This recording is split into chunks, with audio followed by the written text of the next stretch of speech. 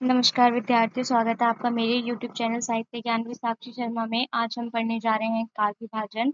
ये जो टॉपिक है ये यूजीसी नेट के छात्रों के लिए और एमए के छात्रों के लिए बहुत ही ज़्यादा महत्वपूर्ण टॉपिक है और इस वीडियो को लास्ट तक देखें, स्किप ना करें। तो चलिए शुरू करते हैं। काल विभाजन का आधार क्या है, सबसे पहले हम पढ़ेंगे।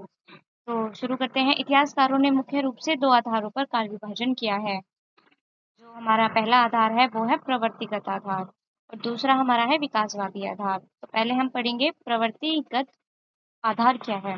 इस आधार पर काल विभाजन साहित्य में प्रचलित प्रवृत्तियों या प्रमुख विषय वस्तु के आधार पर किया जाता था। अर्थात इस समय के साहित्य में किस प्रकार की रचनाएं ज्यादा लिखी गई, इसे आधार बनाया जाता था। जैसे यदि किसी काल में वीरता से संबंधित रचनाएं अधिक हैं तो उसे वीर प्रधान काल कह दिया गया, और जिसमें भक्ति भाव की रचनाएं अधिक है तो उसे भक्ति काल कह दिया गया।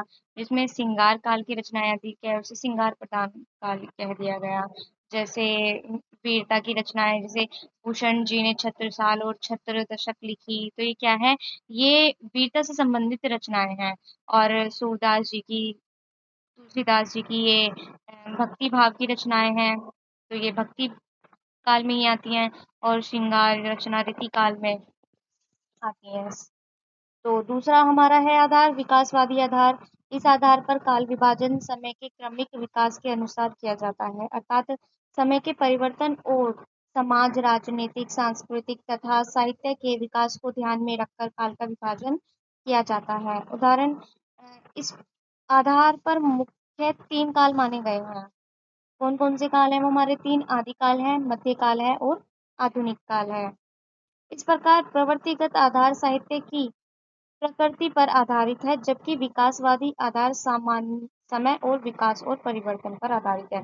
जो हमारा ये है प्रवृत्तिगत आधार, तो ये साहित्य की प्रकृति पे आधारित होता है। जैसे मैंने बताया आपको पहले कि अगर वीर तत्व संबंधित है तो उसे वीर प्रधान काल कहा गया, भक्ति से संबंधित है तो भक्ति काल कह दिया गया।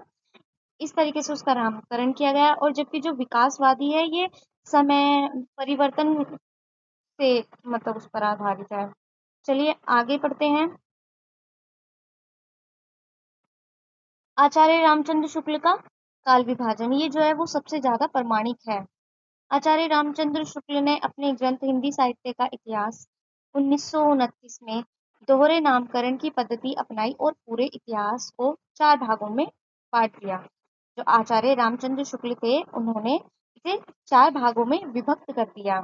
चार भागों में कौन कौन से? पहले हम काल के नाम पढ़ेंगे, जैसे आदिकाल, पूर्व मध्य काल, उत्तर मध्य काल और आधुनिक काल। जो इसका दूसरा नाम पड़ा प्रवृत्ति के आधार पर, आदिकाल को वीर गाथा काल कहा, पूर्व मध्य काल मध्य का भक्ति काल, उत्तर मध्य काल जो है रीति काल और आधुनिक काल गद्य काल। इसका जो समय सीमा है वो संवत 1050 से 1375, और इसका भक्ति काल की समय सीमा 1375 से 1700, फिर रीति काल 1700 से 1900 और गद्य काल आधुनिक काल भी कहा जाता है, जिसे वो संवत 1900 से अब तक। और अब ईस्वी मतलब सन, इस तरीके से उन्होंने उसे चार भागों में विभक्त कर दिया। अब विशेष बातें क्या हैं? आचार्य शुक्ल ने इतिहास का विभाजन प्रवृत्ति रचनाओं की प्रकृति के आधार पर किया। दूसरा, इन्होंने दोहरे नामकरण की पद्धति अपनाई, एक नाम काल का और दूसरा नाम प्रवृत्ति का। जो काल का नाम वो समय के आधार पर और जो प्रवृत्ति का था वो विषय वस्तु के आधार पर। यह काल विभाजन वैज्ञानिक, तार्किक और सर्वाधिक प्रमाणिक माना जाता है। शुक्ल जी का यह काल विभाजन हिंदी साहित्य के अध्ययन की आधारशिला है। इसी के आधार पर आगे के सभी इतिहासकारों ने अपने विचार विकसित किए हैं। अब हम आगे पढ़ेंगे कि किस कवि ने आदिकाल को क्या नाम दिया है। सारे जो हमारे कवि थे उन्होंने आदिकाल के, मतलब ये नहीं है कि मतलब सबने आदिकाल को एक ही नाम से दिया, एक ही नाम बोला है तो सब एक ही नाम, नहीं, सबने अपने अपने अनुसार जो है उसका नामकरण किया है। सभी जो विद्वान थे उन्होंने आदिकाल को अपने अनुसार क्या क्या नाम दिया वो हम अब पढ़ेंगे। तो आदिकाल का जो ये नामकरण है ये मोस्ट इम्पोर्टेंट है, इसको याद रखिएगा और ये परीक्षा में पूछे जाते हैं। आदिकाल के नाम को लेकर विद्वानों में सबसे ज्यादा मतभेद रहा है, परीक्षा में अक्सर मतलब मैचिंग के उसमें ये आ जाते हैं। तो अब हम पढ़ेंगे आदिकाल के नाम और किस विद्वान ने उसे क्या नाम दिया, वह पढ़ेंगे। वीरगाथा काल को आचार्य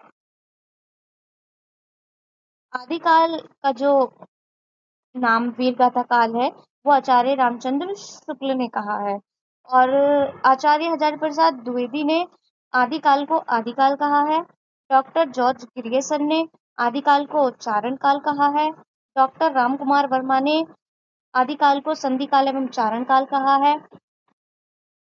डॉक्टर राम कुमार वर्मा ने संधि काल चारण काल कहा है। राहुल सांस्कृत्यायन ने आदिकाल को सिद्ध सामंत काल कहा है। आचार्य महावीर प्रसाद द्विवेदी ने विजयपन काल कहा है। मिश्र बंधुओं ने आदिकाल को आरंभिक काल कहा है।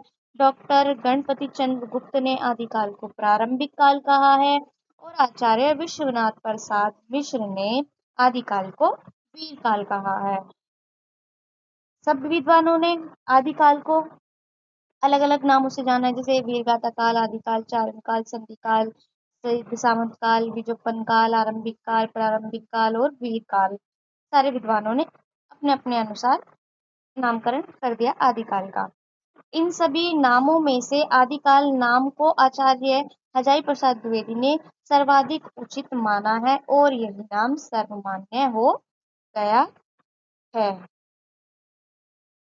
ये जो हमारा चार्ट है ये मोस्ट इम्पोर्टेंट है, तो इसको आप स्क्रीनशॉट ले लीजिए और इसको याद कर लीजिएगा अच्छे से। आगे चलते हैं। भक्ति काल का नामकरण और विभाजन।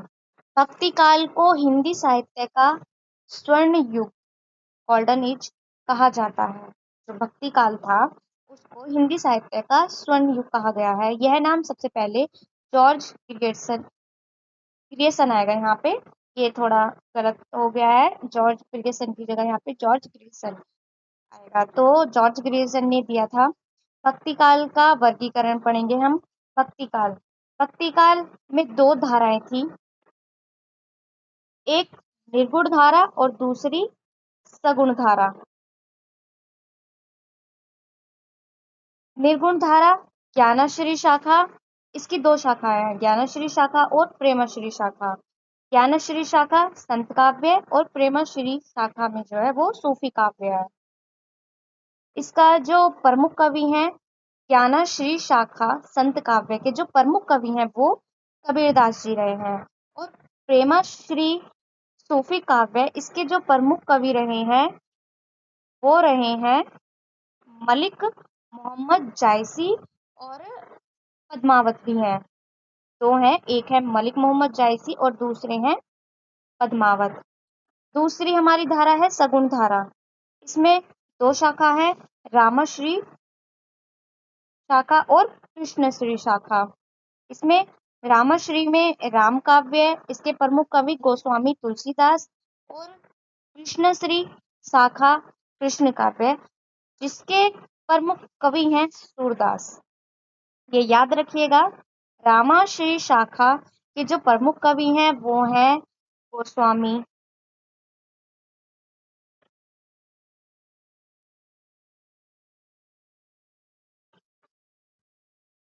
गोस्वामी तुलसीदास, और कृष्णश्री शाखा के जो प्रमुख कवि हैं वह हैं सूरदास। आगे पढ़ते हैं। निर्गुण धारा के अंतर्गत ईश्वर को निराकार और निर्गुण माना गया है। जो निर्गुण धारा के अंतर्गत वो क्या जो ईश्वर को निराकार और निर्गुण मानते थे, जबकि सगुण धारा में ईश्वर को साकार और सगुण रूप में माना गया है। निराकार और निर्गुण माना गया है, वह मतलब मूर्ति पूजा में इन सब में जो है वो विश्वास नहीं करते थे। जैसे कबीरदास जी हो गए हैं, वो निराकार थे। कि वह मूर्ति पूजा में इन सब में विश्वास नहीं करते थे। दूसरे जो है सगुण धारा है, जिनके हमारे कवि हैं सूरदास जी हैं, गोस्वामी तुलसीदास जी हैं, ये ईश्वर को मानते थे। और सूरदास जी ने तो उनका वात्सल्य वर्णन है कृष्ण जी का, उन्होंने बहुत ही सुंदर वात्सल्य वर्णन दिया है। माँ यशोदा के प्रेम को कृष्ण जी के प्रति दर्शाया है उन्होंने अपनी रचनाओं में। तो जो हमारे सगुण धारा के जो प्रमुख कवि हैं वो गोस्वामी तुलसीदास जी हैं और सूरदास जी। आगे चलते हैं। रीतिकाल का नामकरण। रीतिकाल में लक्षण ग्रंथों और श्रृंगार रस की प्रधानता थी। अलग अलग विद्वानों ने इसे निम्नलिखित नाम दिए। जैसे रीतिकाल के नाम, आचार्य रामचंद्र शुक्ल ने रीतिकाल कहा है, मिश्रबंधु ने अलंकृत काल कहा है, आचार्य विश्वनाथ प्रसाद मिश्र ने श्रृंगार काल कहा है, डॉक्टर रामा शंकर शुक्ल रसाल उन्होंने इसे कला काल कहा है और त्रिलोचन ने इन्हें अंधकार काल कहा है।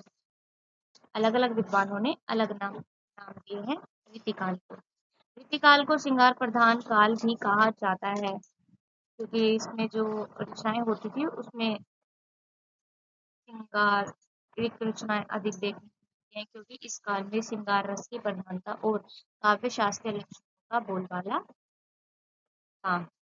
अब आगे पढ़ेंगे आधुनिक काल का उप विभाजन। आधुनिक काल में गद्य का विकास तेजी से हुआ, इसलिए आचार्य रामचंद्र शुक्ल जी ने इसे गद्य काल कहा। आचार्य रामचंद्र शुक्ल जी ने आधुनिक काल को गद्य काल कहा है, ये याद रखना मोस्ट इम्पोर्टेंट है।